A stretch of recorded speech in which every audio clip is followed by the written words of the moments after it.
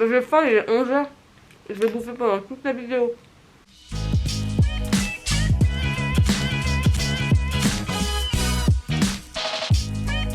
Bon bah hello à toutes et à tous, on se retrouve en très charmante compagnie aujourd'hui.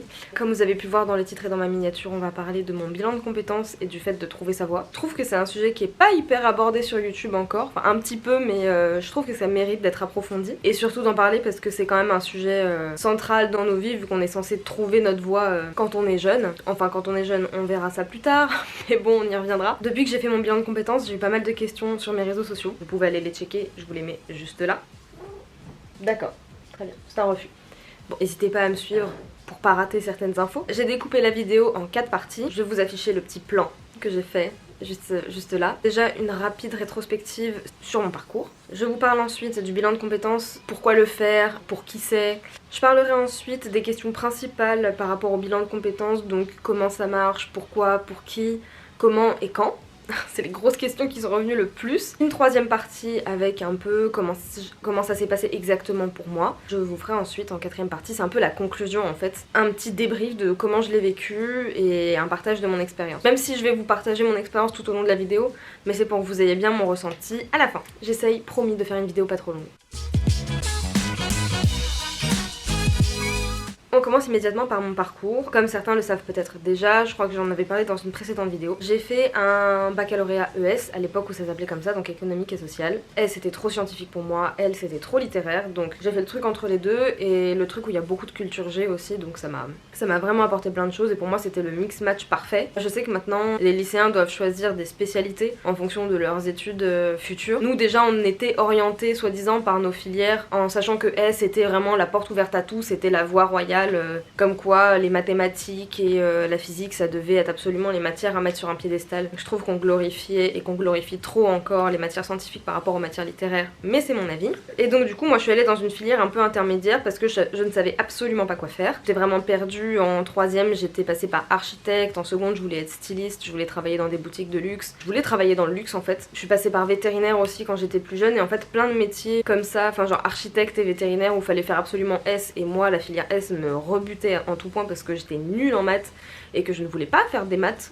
C'était pas possible. Donc voilà, j'ai choisi une filière un peu intermédiaire et en fait, novembre de mon année de terminale, fallait faire un choix sur... comment ça s'appelait à l'époque? Maintenant ça s'appelle Parcoursup, mais c'était les trucs post-bac, enfin les trucs où on devait choisir post-bac. Donc on devait choisir nos universités et moi j'en avais aucune fucking idée. Vraiment j'étais perdue dans un trou noir, un néant pas possible. J'ai un pote qui m'a parlé de la psychomotricité, lui voulait devenir psychomotricien, au final ça s'est pas du tout passé comme ça mais bon voilà. Je me renseigne sur le métier et je me dis ah ouais ça a l'air d'être bien, faut être créatif, on s'occupe des gens, moi j'aime bien les gens et tout, on va y aller.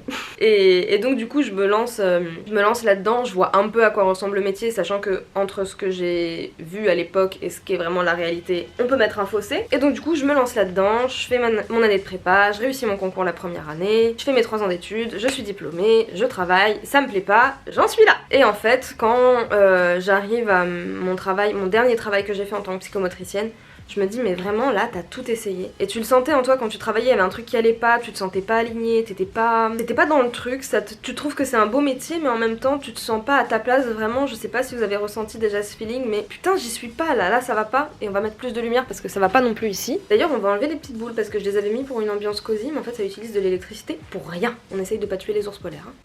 Et donc vraiment voilà, je me sentais pas alignée et je voulais absolument trouver par tous les moyens le truc qui m'irait le mieux. En fait à l'époque je cherchais encore des métiers dits classiques. Donc j'étais là, ah ouais non mais prof de philo ça m'irait bien, mais aussi ça et si, enfin et aussi travailler encore dans le luxe, être vendeuse dans une boutique de luxe qui à l'époque me branchait totalement, enfin c'est toujours un domaine qui me fascine mais juste j'étais totalement perdue, je voulais tout faire et rien à la fois et donc c'est pour ça que moi-même et mes proches m'ont dit bah Loli fais un bilan de compétences. Bref Loli regarde ce qui te convient le mieux, on va t'établir un profil pendant le bilan donc tu vas pouvoir voir qui t'es, qu'est-ce qui te convient vraiment, tu vas pouvoir savoir aussi si la psychomotricité ça te correspondait et qu'en fait c'est peut-être une idée erronée que t'as, sachant que moi et mon intuition on sait très bien que quand on ne le sent pas il y a pas bon, donc bon. Non mange pas l'aluminium, faut pas manger ça hein. Je vais lui chercher sa licorne, désolée cette vidéo c'est un carnage. Elle est où la licorne? Tiens.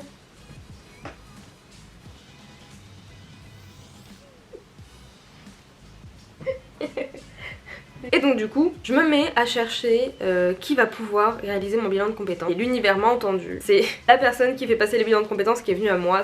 Enfin, pour la petite histoire, c'est une collègue de la formation de Mathieu qui a passé ensuite une certif pour faire passer des bilans de compétences. Donc cette personne est consultante. Elle s'appelle Marie. Je vous mettrai ses réseaux sociaux juste ici et son site internet parce que vraiment, cette dame, c'est une pépite. Et bref, je ferai sa pub après. On y reviendra. Et donc du coup, on va passer un peu, avant de vous parler de mon expérience, aux questions que j'ai le plus reçues par rapport au bilan de compétences. Ouais, mais moi, est-ce que je peux le faire? Je suis pas un peu trop jeune? Est-ce que moi, là, à 50 ans, ma vie, elle est pas perdue, tu vois? Enfin, ça, c'était des gens de ma famille qui me le disaient. Mais en gros, ce que j'ai envie de vous dire, c'est qu'un bilan de compétences, vous pouvez le passer à tout moment de votre vie. Moi, je l'ai passé à un moment charnière de ma vie, un moment de changement, parce que j'avais envie de savoir qui j'étais vraiment, quelles étaient mes compétences réellement, quelles étaient mes capacités, mes compétences en tant que personne et comment je pourrais les mettre au service d'un métier. Sachant que, je vous le rappelle, à l'époque, je n'assumais encore pas du tout le fait de vouloir être créatrice de contenu et j'étais complètement perdue. Ça peut être quand vous ressentez un besoin de changement, un besoin d'évolution. Ça peut être un besoin de faire le point, ce qui a été un peu mon cas.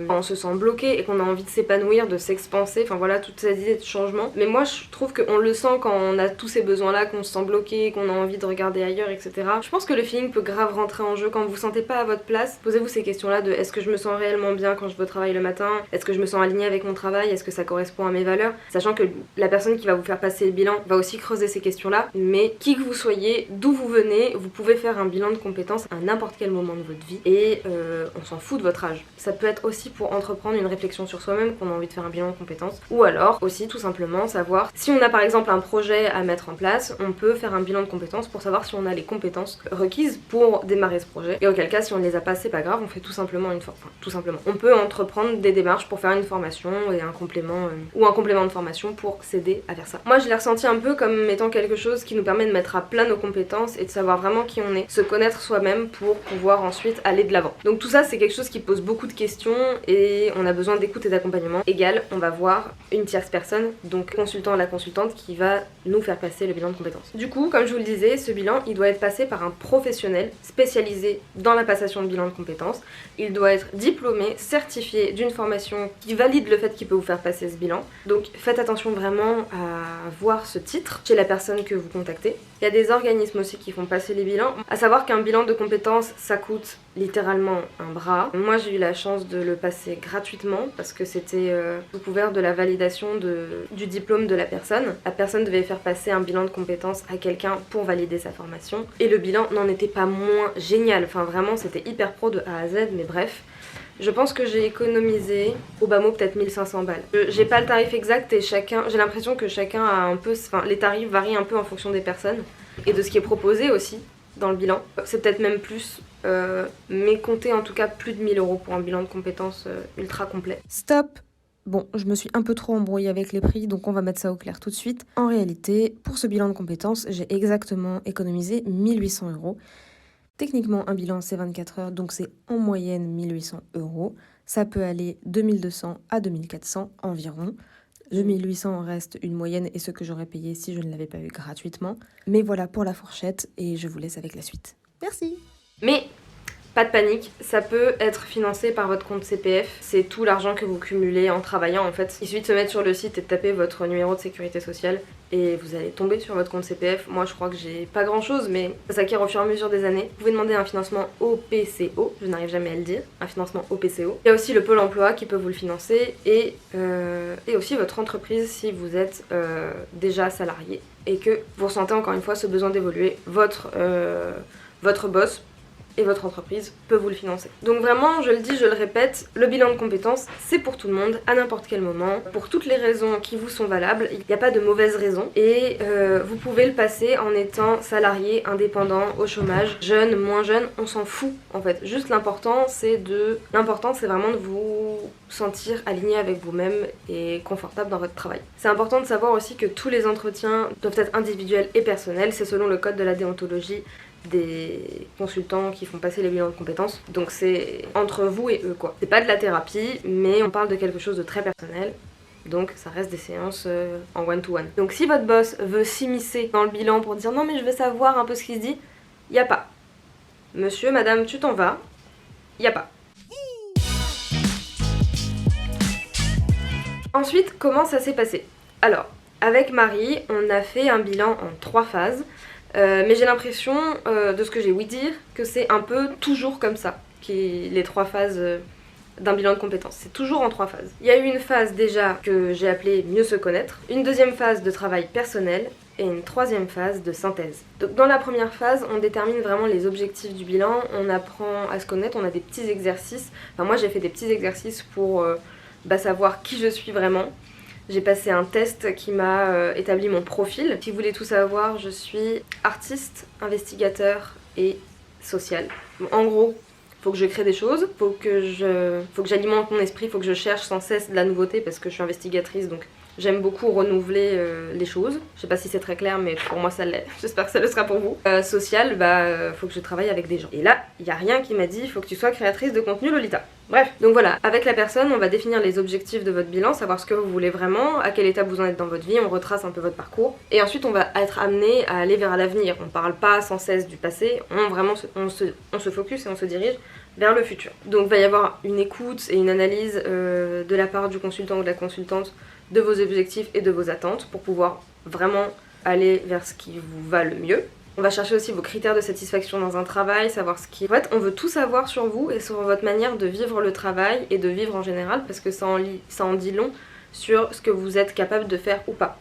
Et peu importe si vous êtes capable de travailler 16 heures par jour ou 4, c'est un exemple hyper bateau comme ça, mais en fait tout est ok. Moi, de ce que j'ai vraiment ressenti, c'est que non, on s'en fiche des préjugés et des qu'en dira-t-on. Et le but, voilà, c'est d'être vraiment 100% honnête avec soi-même, sinon on risque de se retrouver encore dans un travail qui nous convient pas.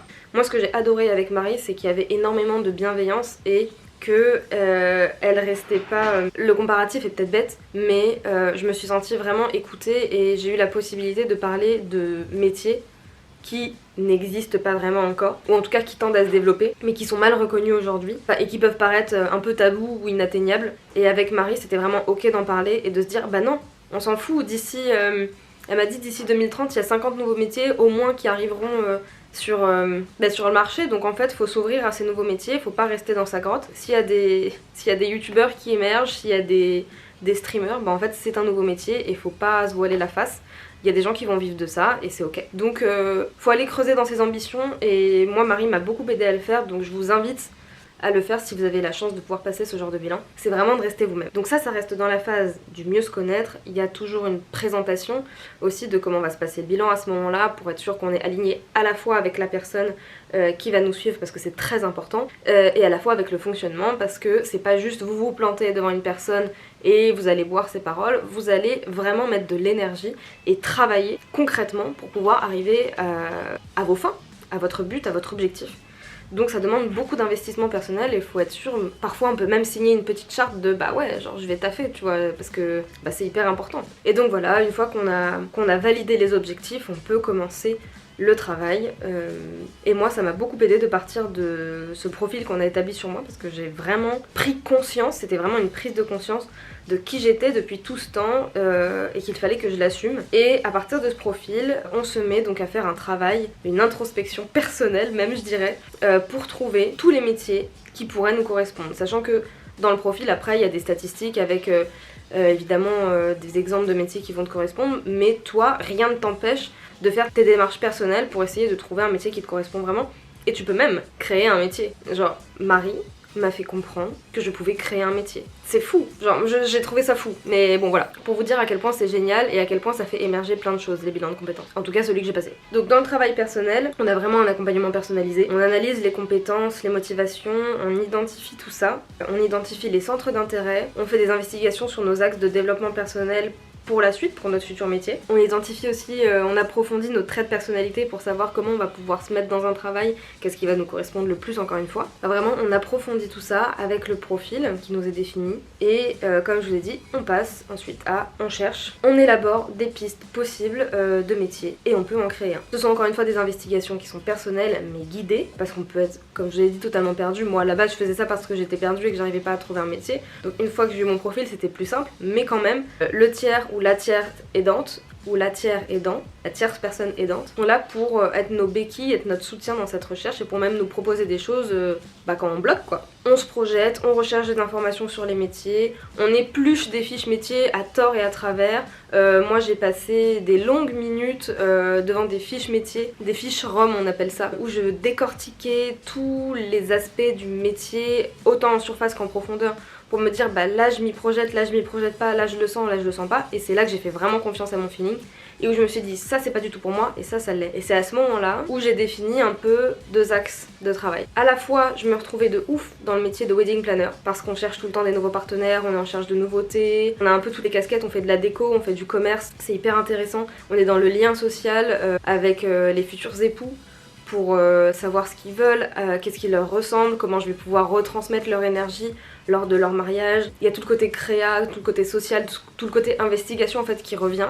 Et je me suis dit putain, métier classique où je peux aller quoi, où c'est reconnu et ça l'est de plus en plus. Ouais, wedding planner c'est bien. Et Marie m'a fait vivre un coaching qui était hyper puissant. Si vous avez l'occasion de faire des séances de coaching dans votre vie, vraiment, pour n'importe quel objectif ça fonctionne. Et pour l'objectif de trouver sa voie, c'était clairement le bienvenu. Ça c'est sa petite particularité elle vous fait du coaching. Je vous spoil pas comment elle le fait, mais c'est juste incroyable. Où je me suis projetée dans un avenir où je me disais ouais, wedding planner ça me plaît. Et en soi je pense que je pourrais faire les études pour le faire parce que ça me plaît. Mais en même temps, ta vraie vocation elle est où? Genre qu'est-ce qui est au fond de toi?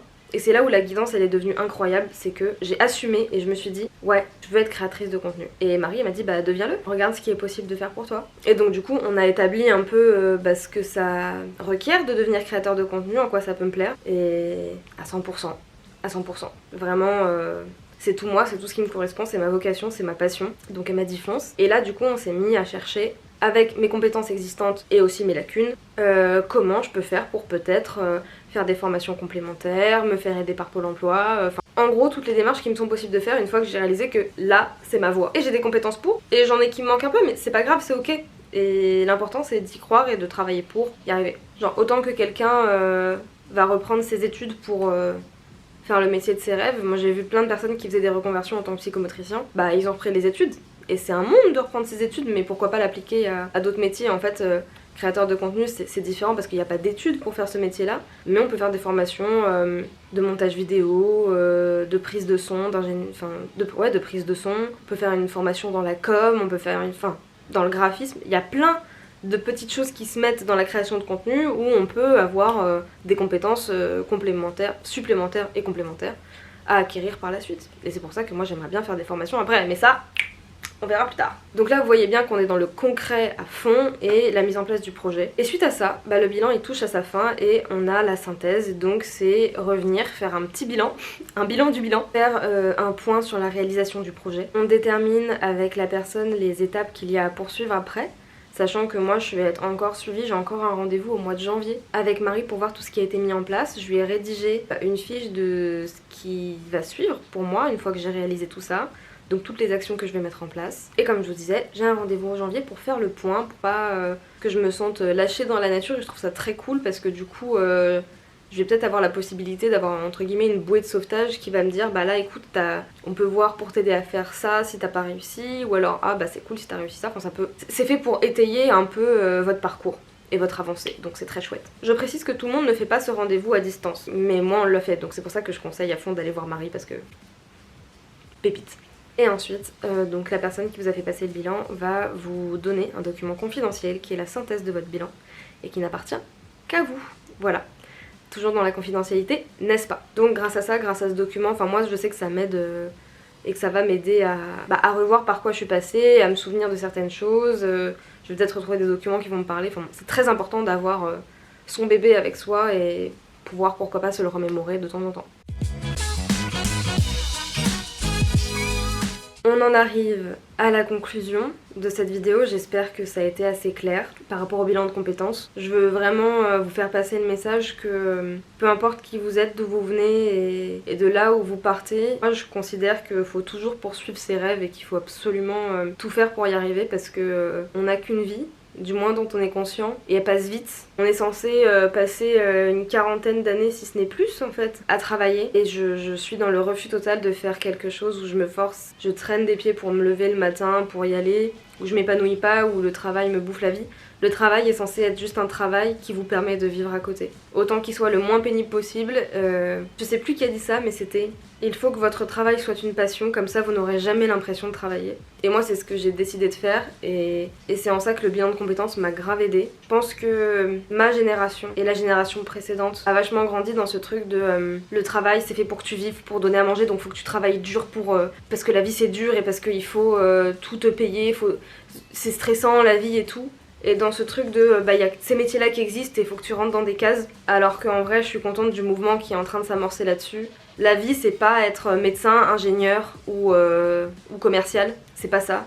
Il y a 1 milliard d'autres possibilités. Il faut se donner la chance d'y accéder et de se dire que vous pouvez le faire. Si t'as envie de devenir médecin, deviens médecin. Si t'as envie de devenir je ne sais quoi, en fait, donne-toi les moyens et ouais, Après c'est ma philosophie de vie perso, mais je pense qu'on peut vraiment arriver à faire ce qu'on a envie de faire quand on le réalise et quand on est déterminé. Donc bon voilà. Et moi ce que j'ai ressenti de ce bilan de compétences, ça a été une vraie révélation. Ça a été le support, la béquille sur laquelle j'ai pu me reposer en tout point à un moment où j'étais perdue à fond. Je me suis vraiment sentie suivie, épaulée, aidée et en même temps pas étouffée. Parce que ça me laissait toute la liberté dont j'avais besoin pour créer et pour me dire là qu'est-ce que je fais de ma vie, qu'est-ce que je fais de moi. Et tout était ok et entendable en fait. C'est une vraie démarche, même une vraie aventure de se connaître soi-même et de se dire voilà ce que je veux et je l'assume. Donc encore une fois je vous invite de ouf à entreprendre la démarche si vous vous sentez pas à votre place, si vous vous sentez pas bien, si vous voulez changer, si vous voulez savoir si vous êtes capable. Moi je suis toujours pour dire que si vous avez envie vous serez capable parce que l'envie est tellement forte que vous allez y arriver par la détermination, mais bon voilà. Grâce à ça maintenant je sais ce que je veux, je sais où est ma place et elle est là, donc je suis trop contente. Je vais pouvoir mettre plein de choses en place qui vont me permettre de réaliser mes projets, donc je suis penchée en fait depuis le début, donc c'est un vrai bonheur. Je veux pas du tout cracher sur les conseillers d'orientation que j'ai rencontrés au collège et au lycée parce que je me dis c'était des personnes qui sont de la génération précédente voire encore d'avant et ils sont teintés de plein de certitudes sur plein de choses parce que ils ont grandi dans une certaine société qui n'est plus celle qu'on a aujourd'hui, qui tend à changer encore et encore. Ils avaient une vision des choses qui était tout autre et moi je vous dirais juste de croire en vous, de croire en ce que vous avez envie de faire, que le bilan de compétences doit pas être quelque chose qui doit vous brider ou vous devez vous dire là t'as vu je suis pas capable de faire ça, du coup je peux pas réaliser mon projet. Si en fait regarde, là c'est comme tout le monde, on a des qualités et on a des défauts. Là, tu peux évoluer ou là, sers-toi de ça pour grandir encore, tu vois. Pour moi, ça sert vraiment à ça, c'est te dire, là, tu sais le faire, donc vas-y, fonce. Et là, c'est pas trop ton fort, mais rien n'est figé, donc en fait, tu peux le travailler et parvenir à tes fins après. Voilà, le bilan de compétences, c'est quelque chose qui doit vous pousser vers l'avenir et qui doit vous booster, vous motiver. Si vous sentez que vous n'êtes pas à l'aise avec la personne, restez pas. Genre je sais que c'est très dur de dire non mais il faut pas rester avec quelqu'un où vous sentez pas le feeling. De toute manière, moi j'ai beaucoup aimé parce qu'il y avait une séance de présentation un peu de découverte et on a eu un appel avec Marie où on a appris un peu à se connaître et à savoir comment on allait pouvoir fonctionner. On a vu qu'on avait un peu les mêmes affinités et qu'on croyait toutes les deux beaucoup au destin, beaucoup aux choses dont je vous parle très souvent ici. Donc voilà, le feeling est passé et à ce moment-là on peut se dire allez j'y vais, je fonce. Il y a des gens qui sont pas pour les bilans de compétences. Je les entends. Moi, je vous dis qu'avec les bonnes personnes, ça peut se faire. Et donc du coup, moi je sais qu'avec Marie, ça a été vraiment génial et c'est pour ça que je vous la recommande. Alors, elle travaille du côté de Lyon. Je sais pas comment elle va vouloir fonctionner après. Moi, j'ai tout fait en distanciel parce que c'était concours de circonstances. Je sais pas si c'est possible de faire ça uniquement en distanciel. Je sais pas si mon cas était exceptionnel ou pas. Et à voir, allez lui poser la question. Encore une fois, je vous mets le lien de son site en barre d'infos pour que vous puissiez aller checker. Elle s'appelle Marie Macaluso, j'espère que je n'écorche pas son nom, sinon je vais me taper un peu la honte. Et son entreprise s'appelle Au fil de l'eau, source de changement. Et elle a une très belle vision de la goutte d'eau qui fait déborder le vase. Pour elle, la goutte d'eau qui fait déborder le vase, c'est un signe de changement et il faut apprécier, il faut apprendre à l'apprécier cette goutte d'eau parce que même si elle nous fait du mal à un certain moment parce qu'on n'en peut plus, qu'on est fatigué, qu'on est HS, en fait ça veut dire que là c'est stop et qu'il faut passer à autre chose et le autre chose il est souvent synonyme de positif. Donc faut voir cette goutte d'eau comme le moyen de progresser et d'évoluer. Elle axe tout son bilan comme de l'eau qui... J'ai l'impression que c'était vraiment fluide, de l'eau qui coule, qui passe, qui coule sous les ponts mais très positivement, de dire voilà là ta vie elle évolue et elle va aller jusqu'à l'océan à un moment donné et ça va faire un truc génial, meilleure expérience et en plus elle est coach professionnelle. Et elle ne propose pas que des bilans de compétences, elle propose aussi des bilans jeunes pour les jeunes qui veulent s'orienter et qui ne savent pas quoi faire comme moi à l'époque. J'aurais été ravie de pouvoir faire des séances avec elle à ce niveau-là. Et elle propose aussi des séances de coaching individuelles, il me semble. Tout est répertorié dans son site, elle vous explique tout, je vous invite vraiment à le décortiquer et à le lire parce que c'est hyper intéressant. Et voilà, je vous souhaite de rencontrer une personne aussi bienveillante et qui vous donnera autant de liberté que Marie a pu le faire pour moi. Trouver sa voie, c'est hyper important. Et c'est aussi hyper compliqué, je pense qu'on aura un sujet de talk un peu plus approfondi à ce niveau-là. Dites-moi en commentaire si ça vous dit. Mettez ce petit emoji si vous êtes arrivé jusque là, ça me ferait très plaisir de le savoir. Merci de m'avoir écouté jusqu'au bout, j'espère que cette vidéo a pu vous aider, vous remotiver, vous booster. Moi je vous souhaite plein de bonnes choses, je vous souhaite de trouver votre voie, de réaliser votre vie telle que vous le voulez et de vous réaliser tout court en fait. Donc voilà, si vous avez d'autres questions, n'hésitez pas à me les mettre en commentaire et dites-moi aussi si cette vidéo vous a plu. Ça me fait toujours très plaisir d'avoir vos retours. N'oubliez pas de vous abonner et d'activer la petite cloche pour ne rien manquer. Suivez-moi sur mes réseaux sociaux aussi pour avoir les informations un peu en amont. J'essaye de poster régulièrement et de vous donner des infos un peu en exclusivité. Et bien sûr, le petit pouce en l'air. Et comme ça, je sais que vous approuvez mon taf et je suis contente et je continue et j'évolue et je teste plein de trucs et c'est cool. Voilà. Bref, merci encore une fois de m'avoir écouté. Je vous souhaite une très bonne journée, une très bonne soirée, une très bonne après-midi. Je ne sais pas quand est-ce que vous regarderez ça. Et moi je vous dis à la semaine prochaine. Ciao! Miniature!